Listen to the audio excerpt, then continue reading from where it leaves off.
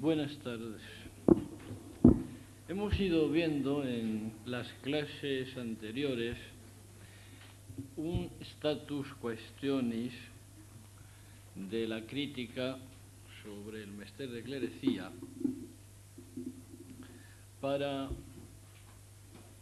estudiar después cómo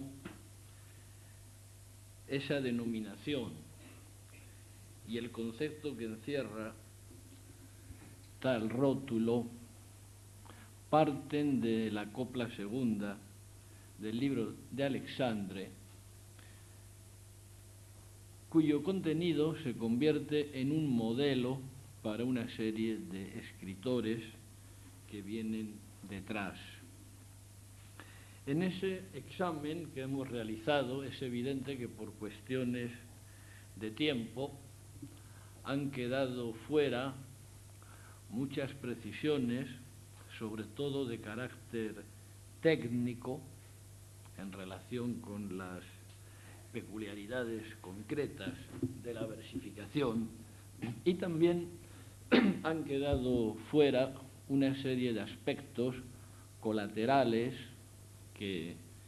trataré en su momento en el libro de cuyas clases es el esquema, pero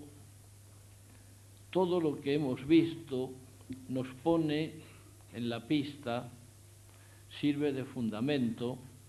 para esta clase final que se titula Una forma en busca de contenido o en busca de contenidos. Mientras que la poesía épica, por ejemplo, es antes que nada un contenido que se adapta a una forma, y de ahí las diferentes variedades métricas que puede adoptar. En España, la ametría, la mezcla de asonancia y consonancia y la serie de indeterminado número de versos durante la Edad Media, frente a la octava real en la época renacentista. El Mester de Clerecía es fundamentalmente, como el romance, como el soneto, una forma métrica en busca de contenido. Como hemos visto, en efecto, es el esquema métrico, isosilabismo, consonancia de rimas, estrofa cerrada y fija, lo que preocupa a los autores y en lo que insisten una y otra vez. Como por otra parte, según principios teóricos válidos para el estudio de la literatura medieval, de los que he tratado ampliamente en la clase anterior, la continuidad creada por un género puede asentarse en principio en el desarrollo de una forma métrica. El indagar la perdurabilidad de tales características formales y su variación a partir de un determinado momento hasta desaparecer significa ya el examen de la esencia del género. Conviene, sin embargo, aplicarse también, aunque más someramente, al estudio del contenido de estos textos, porque la visión histórica de las obras permite sacar nuevas conclusiones válidas para nuestra interpretación. Si bien se ha hablado genéricamente de la variada temática del Mester de Clerecía, y en tono mi propio mea culpa, en cuanto yo soy uno de los que hace tiempo hablé así, de esta manera genérica, a pesar de esto digo, cabe integrar las diversas obras que conocemos en tres conjuntos fundamentales, aunque dejo fuera algunos restos de ese inventario que hicimos en su día. En primer lugar, 5 obras de didáctica religiosa que comprenden los primeros textos de Berceo y el tardío libro de Miseria de Onde. 2 obras de didáctica profana, los Proverbios de Salamón y los Castigos exemplos de Catón, expresamente relacionados con la literatura sapiencial y muy concretamente con los libros de sentencias. Y en tercer lugar, 12 textos que de un modo u otro cabe definir como biografías o, dicho de otra manera, textos que utilizan el procedimiento biográfico para la ordenación del relato. Llama la atención de inmediato el alto número de biografías, alrededor de un 65%, que nos hace pensar si existió alguna razón para esta preferencia o si se trata de algo casual. La duda se hace todavía más profunda si examinamos desde una perspectiva cronológica y, por tanto, histórica, las obras que no cumplen esta particularidad.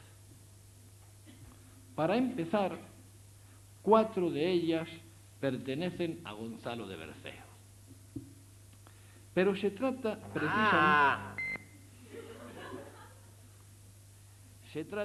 precisamente de los textos que un estudio cronológico de la producción literaria del clérigo riojano hace sospechar como primerizos, es decir, redactados en las décadas de 1220 y 1230. Berceo se inicia, pues, en la Cuaderna Vía, prestando atención a variados asuntos de carácter didáctico-moral que constituyen sus libros más débiles y de menor impronta. Me refiero a los 2 tratados doctrinales del sacrificio de la misa y de los signos que aparecerán antes del juicio, y 2 de sus libros marianos, los loores de Nuestra Señora y el duelo que fixó la Virgen el día de la pasión de su Fillo Jesucristo. Muy pronto, sin embargo, Berceo monopoliza y especifica esa forma métrica para contenidos de carácter biográfico, comenzando con una obra breve, El martirio de San Lorenzo, para continuar con sus 3 magnas creaciones hagiográficas, las vidas de San Millán, Santo Domingo de Silos y Santa Oria, y rematar con los milagros de Nuestra Señora. Sobre este último texto debe advertirse que, independientemente de su entronque con la tradición mariana tan arraigada en el medievo, no es otra cosa que un conjunto de relatos cuyo núcleo común, con todas las diferencias temáticas que se quieran, consiste en la presentación de un trozo de vida, de une tranche de vie, de distintas personas, que a pesar de sus diferencias culturales y sociales, coinciden en la devoción y la confianza en la Virgen, o se muestran en algún tipo de relación con ella. Por eso, el protagonista de cada uno de los milagros es siempre un hombre o una mujer a quien sucede una serie de cosas que sirve al lector de enseñanza, de modo que la obra se relaciona con la literatura hagiográfica moralizante. Por lo que respecta a las otras 3 obras, Una de ellas, los Proverbios del rey Salomón, se escribe dentro de todas las discusiones cronológicas a que me refería el día anterior, se escribe en las primeras décadas del siglo XIII. Su autor solo conoce algunos textos de Berceo e intenta adaptar la nueva métrica, si bien desastrosamente, a una temática de amplia circulación en la primera mitad de esa centuria, es decir, la literatura sapiencial. Otra, el libro de Miseria de Onne, se redacta, como sabemos, a fines de la siguiente centuria. El poeta, ahora, desde un punto de vista formal, es un mero epígono que, pese a declarar seguir la cuaderna vía, recordemos que explícitamente él lo indica, a pesar de eso, digo, nos ofrece un texto en que el alejandrino tradicional ha dado paso a un metro con corte mistiquial 8-8,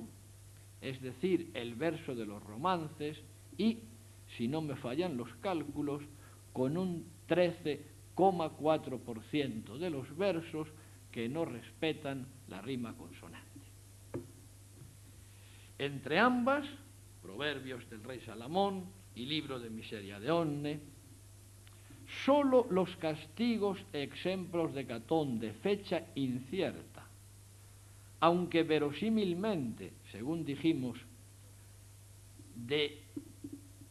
las primeras décadas del siglo XIII, solo esa obra, digo, no utiliza tampoco el procedimiento biográfico. Un resumen de lo que antecede nos lleva a comprobar que el mester de clerecía se inicia con un escritor que se sirve en un primer momento de una forma métrica concreta y específica, la cuaderna vía, para expresar temas variados de carácter didáctico, lo que imita por las mismas fechas el autor de los Proverbios de Salomón, aunque enseguida, y precisamente en la redacción de sus obras más importantes, ese primer autor, Berceo, limita el uso de tal forma de manera exclusiva para la presentación de temas biográficos. La doble coincidencia, cuaderna vía y contenido biográfico, se mantiene en los restantes autores del género, a excepción de un autor temprano que escribe cuando Berceo no ha compuesto aún sus obras hagiográficas, ese autor de los Proverbios, y de un epígono que en los últimos tiempos de su desarrollo redacta una obra en la que conviven la inmadurez métrica, por más que pretenda agarrarse a ella como nota estereotipada, y el tratamiento de un tema no biográfico. Ahora bien, si tenemos en cuenta que los epígonos se caracterizan por el intento de imitar géneros, fórmulas o procedimientos de autores anteriores, aunque sin conseguirlo en muchos casos, podemos concluir que si ese epígono ha sido incapaz de ajustarse al vehículo formal de la cuaderna vía, pese a su jactancia de seguir el modelo, mucho menos ha sabido captar la tradición biográfica del género. Y así se ha apartado por partida doble de la serie literaria en la que sólo queda incluido por su intento de remedar una característica formal y como paradigma del agotamiento de la serie. Entre esos dos autores, el temprano y el epígono, solo, como decíamos, los castigos ejemplos de Catón, de cronología incierta, se apartan también de la biografía, lo que no deja de llamar la atención si recordamos que es asimismo un texto sin claras huellas de las obras anteriores y sin influjo manifiesto en las posteriores del género. En consecuencia, al igual que los seguidores de Berceo se sirvieron conscientemente de la forma métrica por él introducida, la mayor parte hizo también de la biografía la nota común de contenido para sus composiciones. Por tanto, si las obras del Mester de Clerecía coinciden en una característica formal, la métrica, casi todas coinciden asimismo en un rasgo de contenido, el procedimiento biográfico. Llegados a estas conclusiones, y teniendo en cuenta los principios teóricos en que basábamos la constitución de un género, observamos que si el autor del libro de Alexandre inicia el género desde el punto de vista formal, lo marca también por lo que se refiere al contenido al servirse de la cuaderna vía para redactar un texto biográfico. Este es, pues, otro de los hallazgos del anónimo clérigo, puesto que la biografía va a convertirse, exceptuados unos pocos casos, en rasgo de contenido común a casi todos los autores del Mester de Clerecía. Por otra parte, si recordamos que el estudio diacrónico de un género ha de indagar las relaciones del texto particular con la serie literaria que lo constituye, y que esa historicidad se manifiesta en variantes y rectificaciones, podemos comprobar que de la misma manera que Juan Ruiz rompe con la monotonía métrica formal del Mester, se aparta también de la nota común del contenido. Puesto que si desde las biografías de Berceo hasta la primera década del siglo XIV, en que se escribe la vida de San Ildefonso, todas las obras del género, salvo los castigos y ejemplos de Catón, si es que son anteriores, y los proverbios, son biografías sin más especificaciones, con el libro de Buen Amor asistimos a una variante fundamental. La biografía se convierte en autobiografía ficticia, literaria, con todo lo que de innovador tiene el procedimiento, dada su escasez en la Edad Media, tanto en la literatura latina como en las romances. En consecuencia, el mismo autor que abandona el esquematismo métrico del género es responsable de la ruptura con el procedimiento común del contenido, confirmando desde ambas perspectivas su genialidad. El arcipreste de Hita aparece en suma como el escritor, que aun partiendo de los rasgos formales y semánticos presentes en obras anteriores, los considera iterables, transformables o combinables, y sin abandonarlos, pero sin imitarlos estereotipadamente, realiza una doble modificación innovadora y enriquecedora del género en su doble aspecto de forma y contenido. Tampoco esta innovación, por supuesto, pasa inadvertida a Pero López de Ayala, cuyo libro rimado del Palacio, además de acoger, como veíamos el día anterior, las variantes métricas de Juan Ruiz, también al servirse del yo del poeta como hilo conductor de la narración, presenta su obra como una autobiografía moral. Entre ambos, el poema de Yusuf, obra de un autor mediocre, muy apegado a las huellas primitivas, sigue ajustándose a la disposición biográfica del relato al narrarnos la leyenda de la figura bíblica de José. Tras todo esto, puede concluirse que desde el punto de vista del contenido, el Mester de Clerecía es la historia de un género que mediante un desarrollo y una evolución normales en toda serie literaria, parte de la biografía para transformarse en autobiografía a través de sus autores más importantes. Que unas cuantas obras, precisamente las de menor calidad y redactadas en los inicios, Proverbios de Salomón, o en los últimos años del género, Libro de Miseria de Onne, se aparten de esa disposición,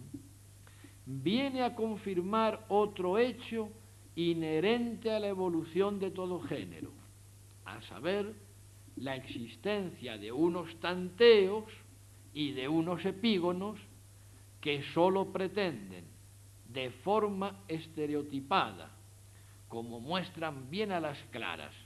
las transgresiones métricas, imitar una característica externa. Cuando los primeros autores del Mester de Clerecía escriben sus obras, es evidente que se encuentran con un género vivo,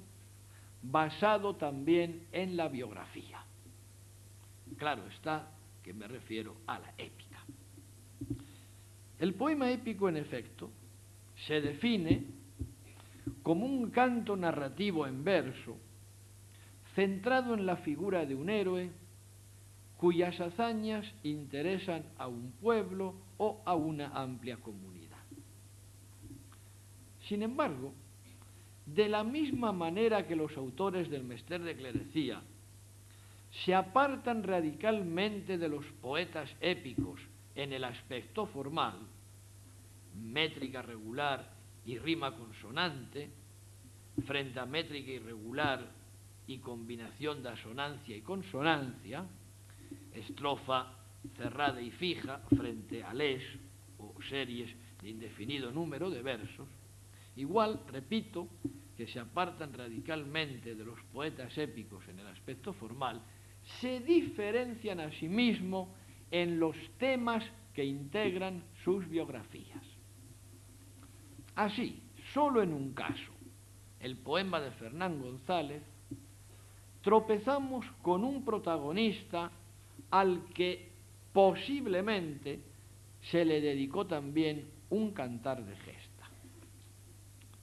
Pero, aunque no falten los intentos de comparar el poema con ese presumible cantar, intentos, por otra parte, condenados siempre a hipótesis, a pesar de eso digo, aun admitiendo la hipótesis de ese cantar, en la más rigurosa investigación sobre el asunto, me refiero al monumental libro de René Cotré, se ha destacado que en el supuesto de existir algún influjo del supuesto cantar sobre el poema, sería muy limitado, ya que los rasgos de ese presumible cantar, que sólo conocemos por la crónica najerense, se diferencian, se distancian enormemente del poema que además recoge personajes, acontecimientos y clima posterior. Pero es que además, lo que sabemos sobre la finalidad de la épica sirve para asentar otra diferencia. La poesía épica, en efecto, sin entrar en otros distingos, persigue un propósito de índole política y una consecuente incitación al estímulo heroico derivados de las circunstancias de su nacimiento, es decir, esos primeros siglos de la independencia castellana en los que es necesario el ensalzamiento de los héroes que determinan la fisonomía de la religión, de la región.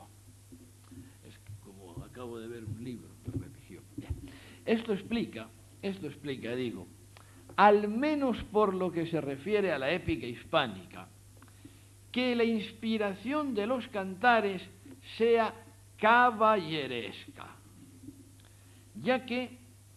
si algunos poemas épicos perdidos, vamos a llamar así a esto, parecen tener desde fechas inciertas algún que otro tipo de relación con los monasterios benedictinos de Castilla la Vieja, no existe prueba alguna que permita asegurar que fueran leyendas monásticas o clericales las que dieron lugar a esos poemas épicos, sino que con los datos que tenemos lo que podemos asegurar es que esas leyendas fueron consecuencia posterior de tales poemas. Tampoco ninguno de los poemas épicos conservados puede relacionarse directamente con una acción de propaganda monástica o con el culto sepulcral de un héroe, independientemente del carácter clerical de sus autores, que para mí está fuera de toda duda. Pues si es obvio, en el cantar de Roncesvalles, lo que acabo de decir, no puede afirmarse otra cosa del cantar de Miosit, ya que la reunión de reliquias y la difusión de leyendas en torno al sepulcro de Rodrigo Díaz en Cardeña, lo que conocemos como historia de Cardeña, no se configuran hasta mediados del siglo XIII y sobre su estado anterior no podemos hacer más que conjeturas. Y el hecho de que el tardío poema sobre las mocedades de Rodrigo, amén de variar el contenido más común a los cantares de gesta, agregue algún propósito colateral, como es la exaltación de la diócesis palentina, no invalida la norma general. Sin embargo, frente a ello, el poema de Fernán González, redactado en un momento en que la primacía de Castilla ya es manifiesta y en que los clérigos buscan ofrecer, mediante sus composiciones, nuevos modelos de comportamiento, pretende, tanto o más que la glorificación de un héroe, la exaltación del monasterio de San Pedro de Arlanza, que ocupa el primer plano de atención en el discurso del poeta, según ya he indicado en días anteriores. Y en consecuencia, frente a lo que ocurre en las biografías épicas, el poema de Fernán González se convierte en una obra de evidente inspiración monacal. Por otra parte, el poema épico suele centrar su narración en torno a la figura de un héroe que se encuentra en la cumbre de su poder. Y sólo en un periodo relativamente tardío de la tradición épica, la atención se concentra en torno al nacimiento, la niñez y la juventud del héroe. Esa regla se cumple al menos en el Cantar de Miosit y en la Chanson de Roland, y digo al menos porque son los únicos que me interesan, ya que esos dos poemas épicos son los únicos cantares de los que muestra algunas reminiscencias el poema de Fernán González. A pesar de lo cual, este ni se centra en la historia de un hombre maduro, ni se limita a contar unas cuantas hazañas independientes de un todo, ni se restringe a la infancia y mocedad del protagonista. Su pretensión es la biografía total que se inicia con la genealogía y primeros años y continúa linealmente por los posteriores. Todos los restantes asuntos, incluidos al principio, si no estrictamente biográficos, preparan el camino para resaltar la figura del héroe, función primaria de la biografía. Son esos asuntos iniciales el resumen de la historia de España en la época goda, el relato de la invasión musulmana, la serie de referencias inordenadas a varios reyes y caudillos cristianos, así como a los jueces de Castilla. En consecuencia, y es a lo que voy, aun cuando el poema de Fernán González se ocupe de un tema común al de un cantar de gesta perdido, se distancia expresamente, a tenor de los datos con que podemos contar, en la finalidad y en la manera de tratar la materia. Notas que se añaden a la diferenciación métrica de facto y teórica, ya que el poema de Fernán González, como hemos visto el día anterior, es uno de los que usa el tecnicismo prosa para designar su composición. ¿Acaso no esté de más aclarar ahora que el hecho de que el Mester de Clerecía rehúya a los protagonistas épicos tiene una clara explicación sociohistórica? Fernando III, en efecto, amén de conseguir la unificación definitiva de Castilla y León en 1230, logró dar un profundo impulso a la reconquista que proseguirán sus sucesores, Alfonso X y Sancho IV, en la segunda mitad del siglo XIII. Reducidos los moros al reino de Granada, ya a mediados de esa centuria, el pueblo se encuentra por primera vez en varios siglos algo aliviado de la lucha continua, lo que explica la decadencia de los cantares de gesta. Así, salvo las mocedades de Rodrigo, diáfano paradigma de la épica tardía, no se escribirá desde ese momento ningún poema épico original, limitándose a lo que se deduce de las crónicas y del romancero a refundir y variar los cantares anteriores.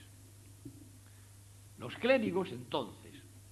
convertidos en puente de transmisión cultural, pretenden suministrar al pueblo, ese pueblo casi en su totalidad analfabeto, una formación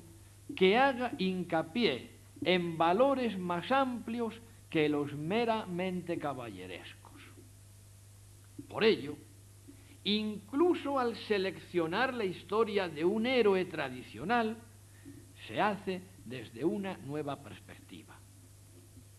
Esos clérigos, no olvidemos la disemia del término, aprovechaban su labor cultural para presentar como modelos a unos protagonistas que podrían sustituir al caballero militar, cuya primacía social entraba en decadencia, a partir del momento en que por el avance de la Reconquista su contribución a la vida civil adquiría una importancia cada vez menor. Examinado ya el caso particular del poema de Fernán González, las restantes biografías que integran el género pertenecen a los dos ámbitos fundamentales de la vida, el sagrado y el laico, si bien dentro de ellos ofrecen no pocas variantes. En el campo que presta mayor atención a lo sagrado, 5 textos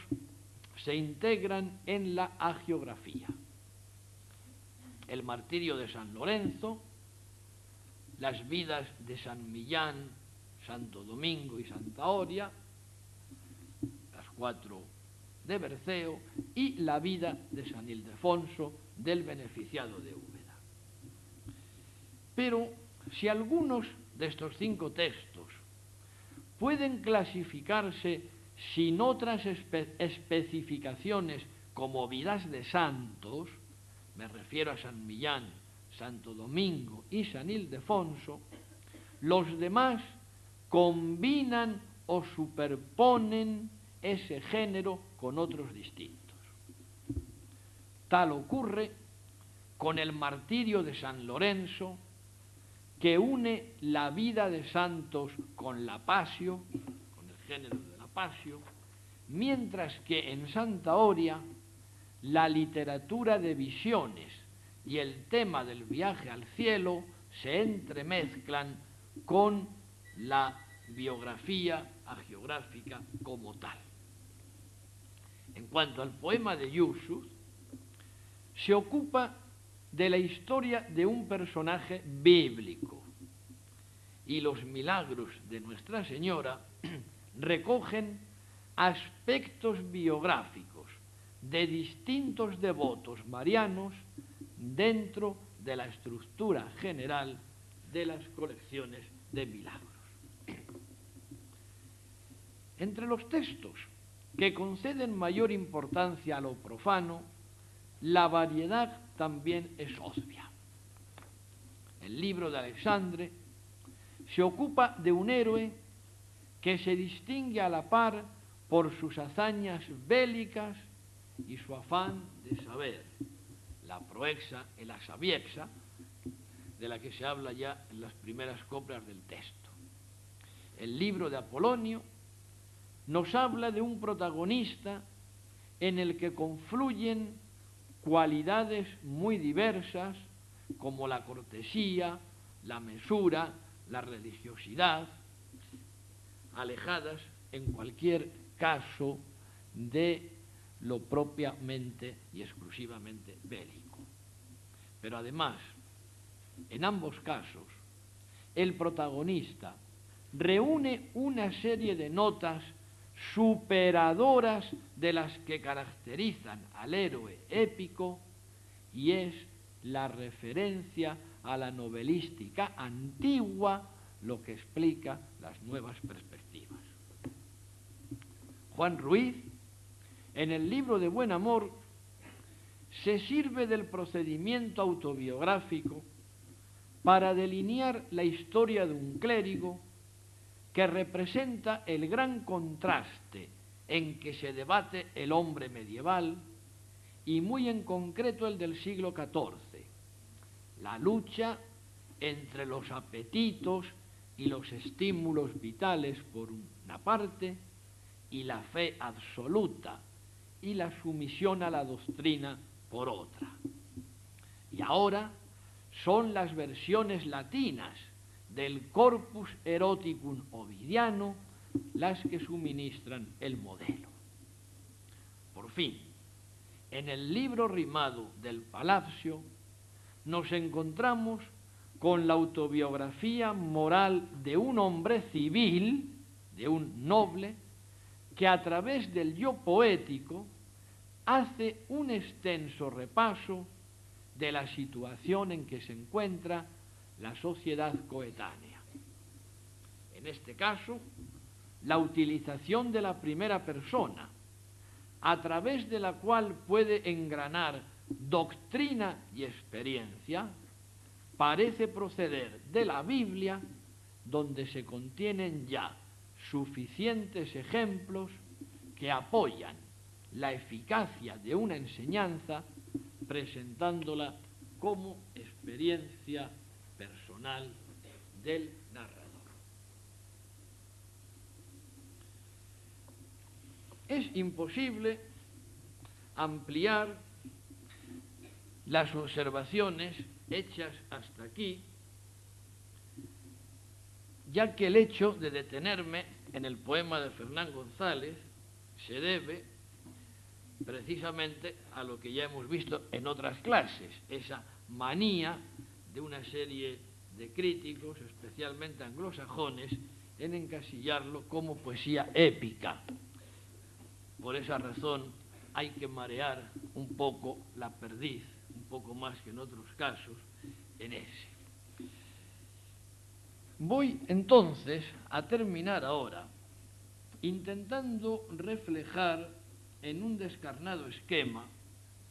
algunas de las conclusiones que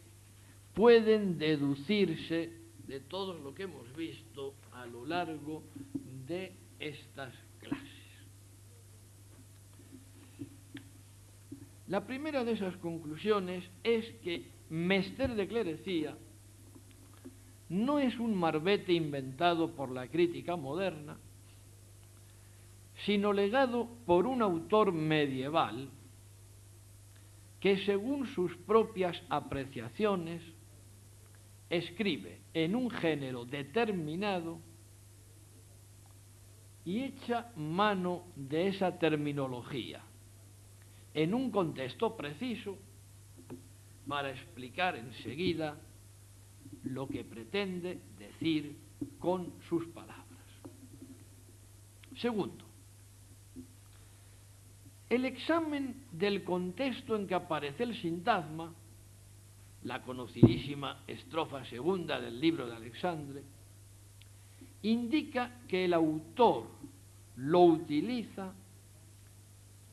para señalar como una característica concreta y específica de su obra el uso de un determinado tipo de métrica culta, regular, a la que confiere un valor sobresaliente,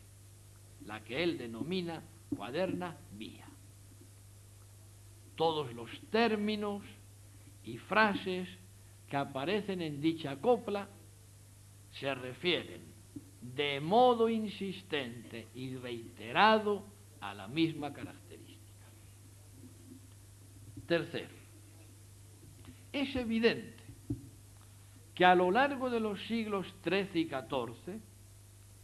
un grupo de autores que escriben castellano echa mano de esa forma métrica como marca distintiva de sus composiciones. Que tal rasgo no es además casual ni secundario, queda bien patente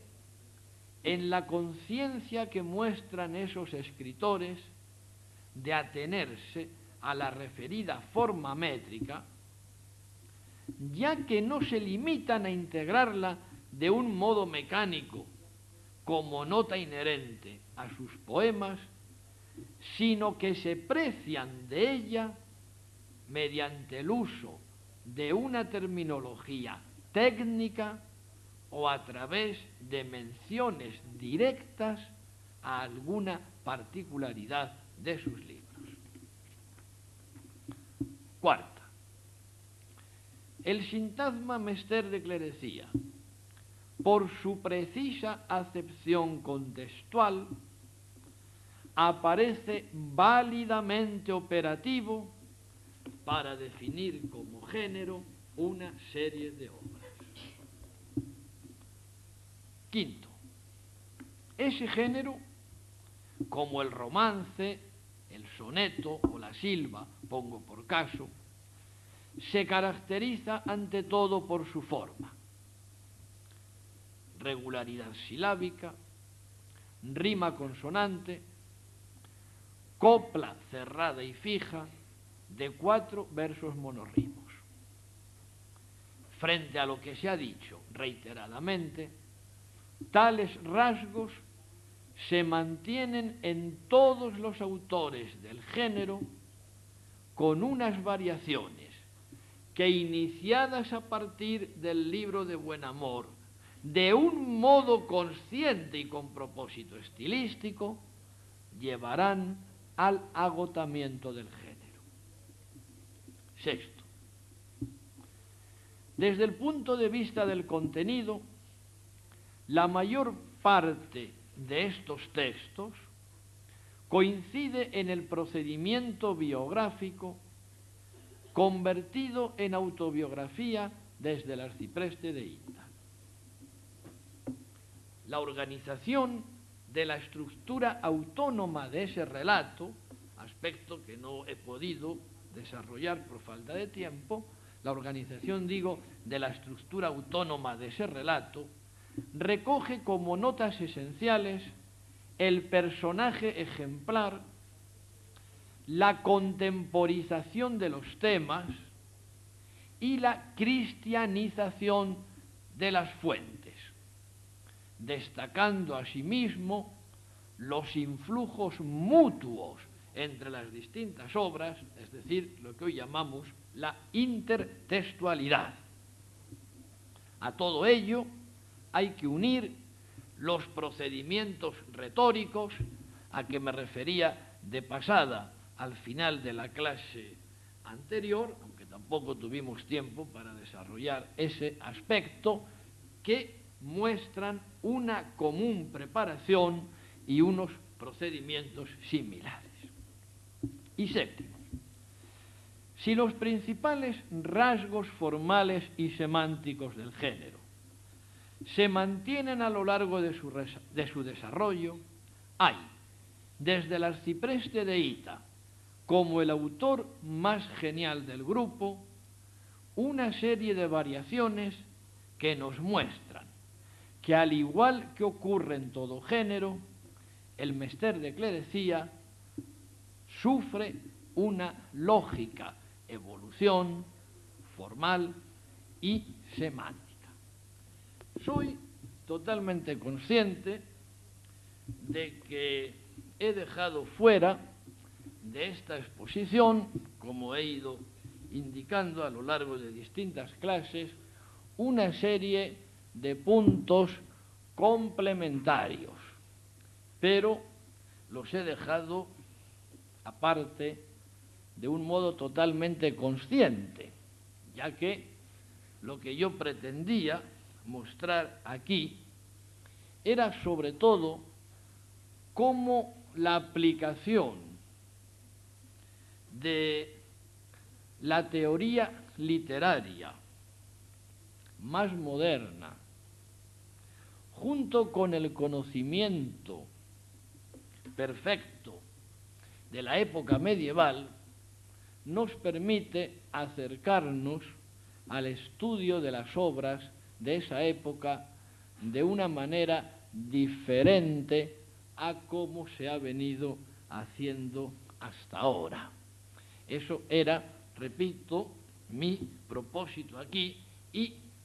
una serie de datos y de complementos podrán verlos ustedes en el libro que enseguida saldrá sobre el tema. Quiero, de todas las formas, terminar como en la retórica medieval, si empecé con un exordio, acabar con un epílogo que también en la retórica medieval estaba fijado que debía tener unas características similares a las del exordio, puesto que de esa manera se veía la unidad de la obra. Y ese epílogo es sencillamente, como fue el exordio, pero ahora más fundado, de agradecimiento otra vez a esta fundación universitaria que me ha permitido utilizar este foro prestigioso y solemne. Y ahora, ya en el epílogo, después de lo que he visto, ese agradecimiento muy especial a todos los que han sido capaces de aguantar durante 5 semanas seguidas una exposición de un tema medieval, en lugar de estar retozando o en el cine, ya que sobre todo viendo una serie de caras de alumnos míos de hace años, en algunos casos, y de personas muy variadas, me hace pensar que uno va sembrando algunas inquietudes, algunas ideas, y en fin, eso realmente es para una persona que va a peinar canas pronto, aunque todavía no, una verdadera satisfacción. De modo que esa gratitud, repito, a todos ustedes por el aguante y por el interés. Y nada más.